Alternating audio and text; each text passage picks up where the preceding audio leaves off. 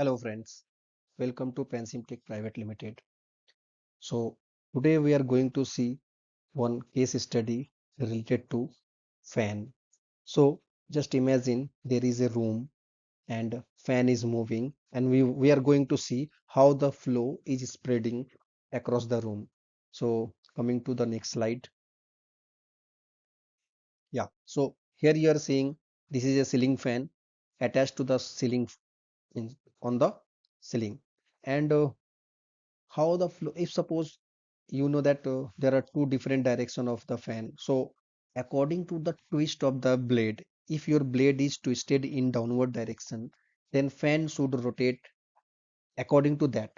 It should be clockwise or anti-clockwise. So if it is downward direction, the rotation of this should be anti-clockwise, and if it is in straight, so according to twist of the blades, so fan should rotate.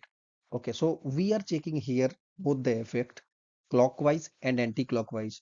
So I just want to explain little bit about what is clockwise. So this rotation is what? Clockwise, and this rotation is anti-clockwise. So in the direction of clock is clockwise, in the direction opposite to the clock, anti-clockwise.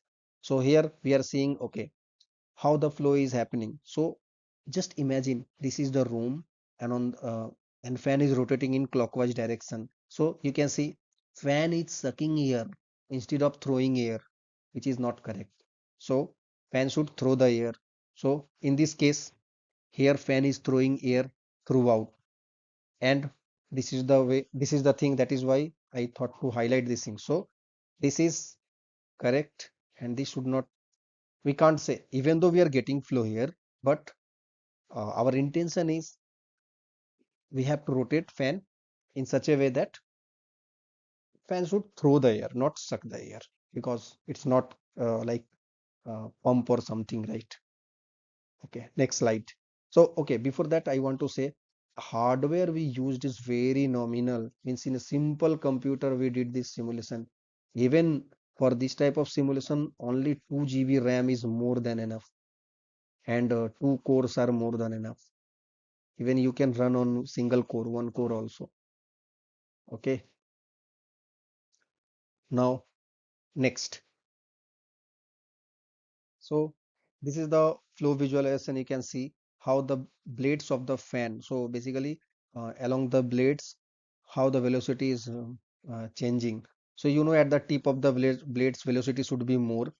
Generally, according to our theory of fluid mechanics, it is the case. Okay. So in both the cases, tip of the blades execute more velocity as compared to, and in the middle, obviously, velocity will be less. Okay. Next slide.